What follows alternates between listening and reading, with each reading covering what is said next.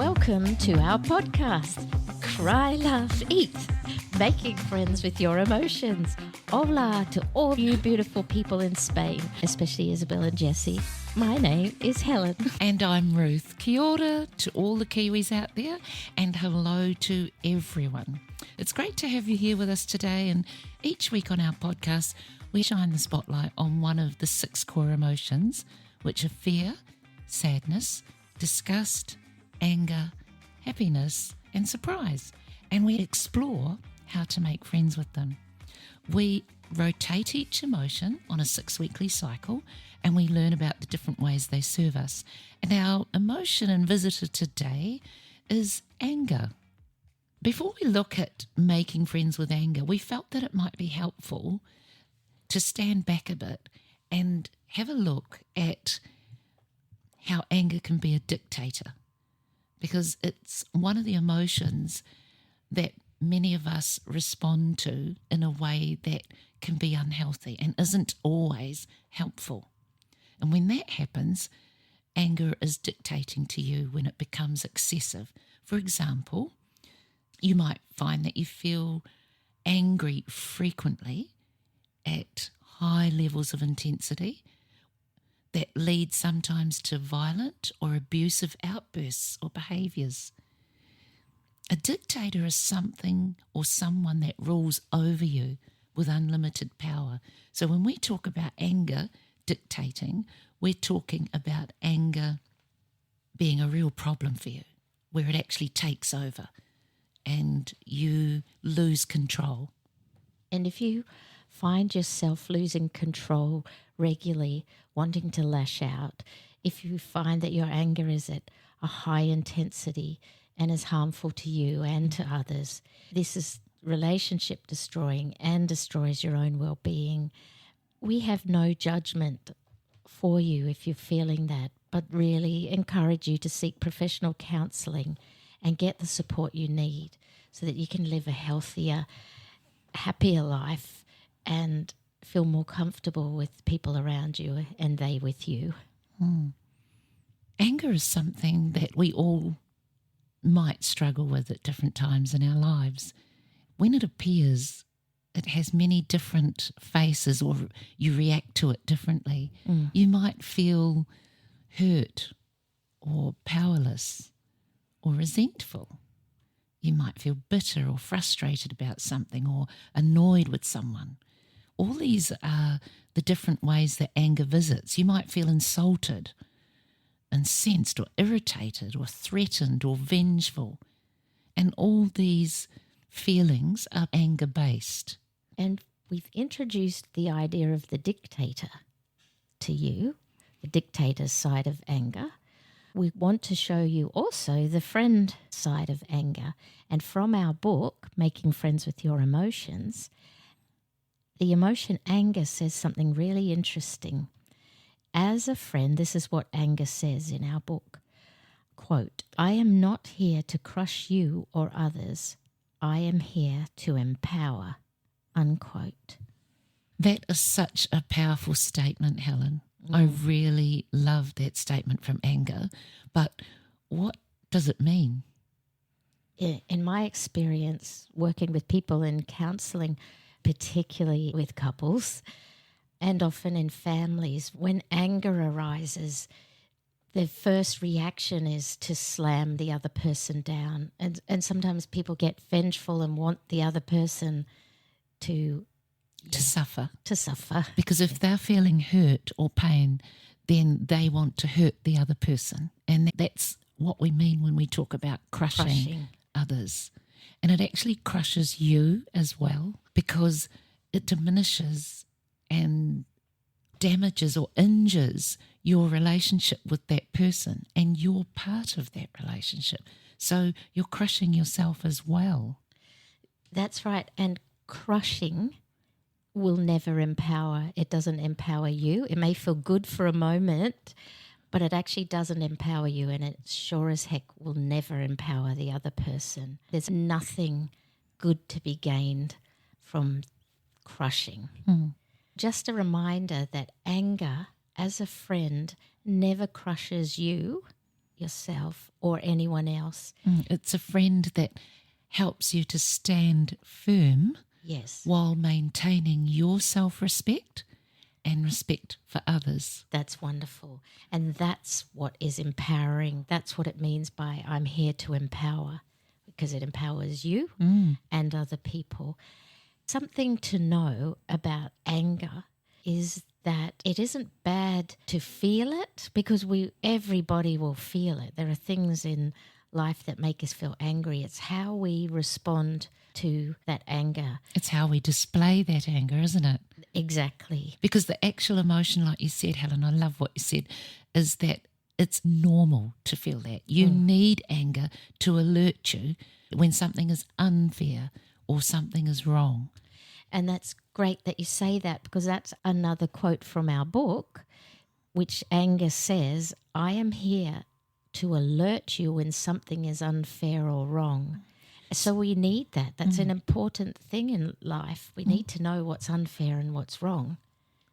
There are different types of anger, and as a friend, anger is assertive. Assertive anger is healthy. When anger encourages you to be assertive and stand up for what is right, that's healthy.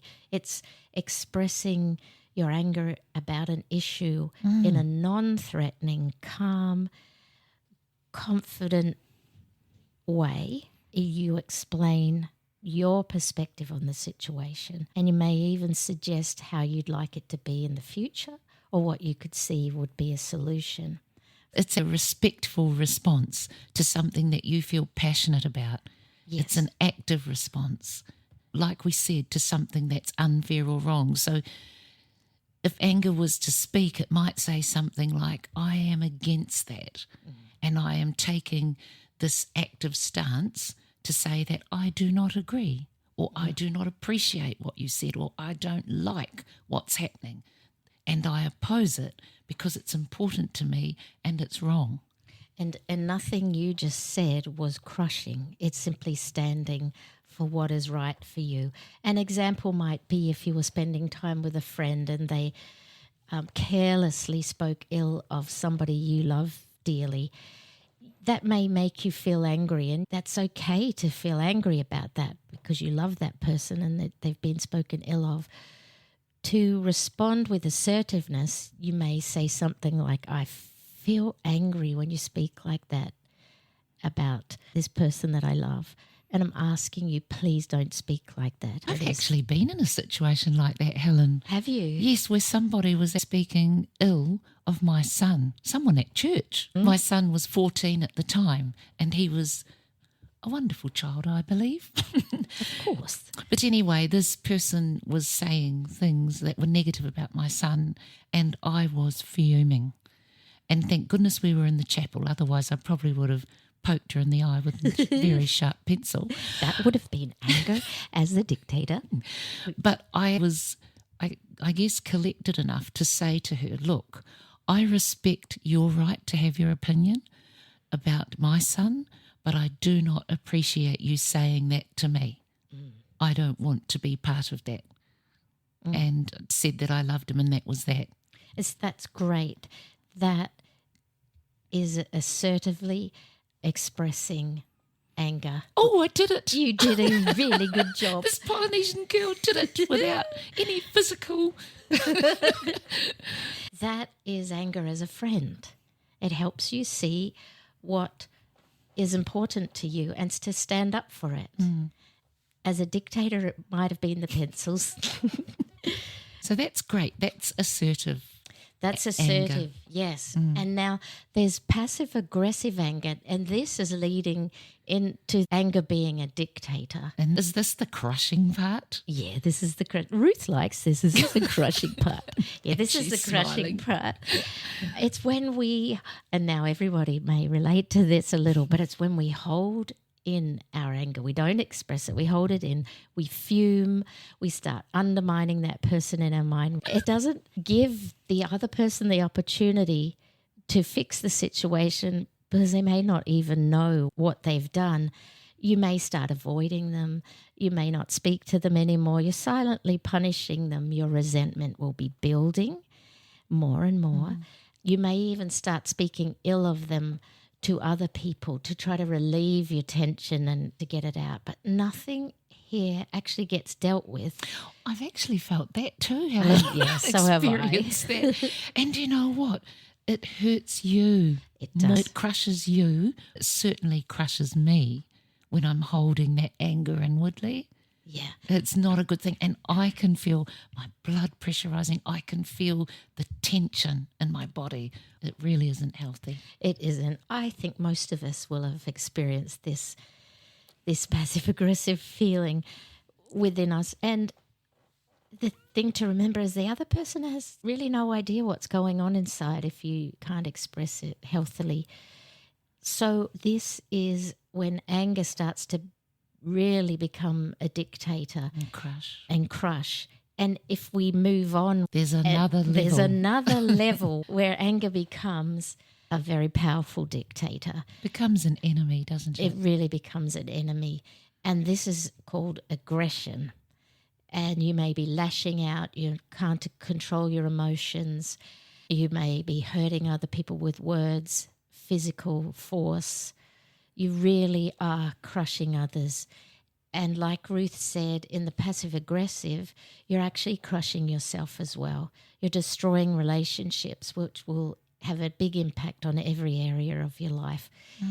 This is the true dictator. And if you feel you're at this, I really encourage you to get help. There are tools out there to help you so that you can have a more peaceful and connected life with others and yourself.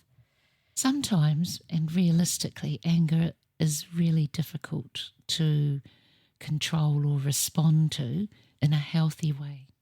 And we've talked a little bit about how it's a dictator, but also, more importantly, how it can become a friend. But even with all that, it's a lifetime process sometimes to be able to become friends with anger and to see why it is a friend. And you need a neutral place sometimes while you're sorting through that. In fact, you need a neutral place with all the emotions. That neutral place, we give it a little name and we call it the space. And it comes from a concept that a psychologist, Viktor Frankl, developed after some of his own tragic life experiences in a Nazi concentration camp. He said between any situation that happens and how we respond to that situation, we can create a space. What often happens is a situation happens and bang, straight away we respond. But he taught about creating a space so that rather than reacting to a situation, we can actually respond. So when something happens, if you can give yourself some space, that may mean walking away from the situation, leaving the room. Doing housework like I did. We used to get really annoyed with George. If you visited when the house was spotless, you know why.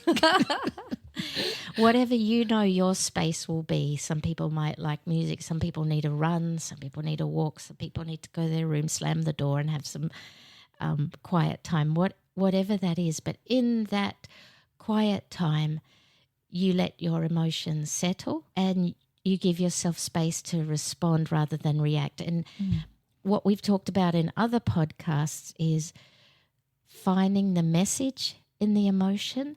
So if you were giving yourself space with anger, you've got to ask yourself, what's the message that anger has for me? Why do I feel so angry about this?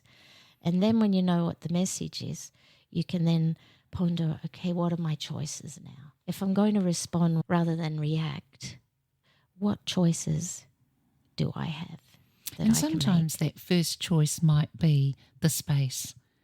Yeah, that's a great point. The first choice might be the space because you're feeling so intensely upset or offended or hurt. And so rather than lash out and allow anger to dictate to you and crush you and others and in turn your relationship, you can make a choice to create a little space for you so you can settle those feelings. I love that, Ruth. If you're with someone, you can say, I'm just feeling too angry to talk right now. I'll come back in a little while. What Ruth just said shows anger as a friend. It's alerted you that you're not feeling okay about this and you need some space to think. And you need to do something about it. It's actually notified you that something is not fair and it's wrong and it's really important to you, which is why you can get so heated sometimes. If you would like to know more about the emotions, we have a book called Making Friends with Your Emotions, where each of the emotions shares why they're here for you and how they serve you. Thanks for joining us today. Hope you've enjoyed our episode on anger. You can find links to us in our show notes, to our website, to our book and social media. And we look forward to talking with you next week. Remember that we will talk more about anger and all the other emotions on a rotational basis. Yes. So give yourself the gift of time this week. It's free.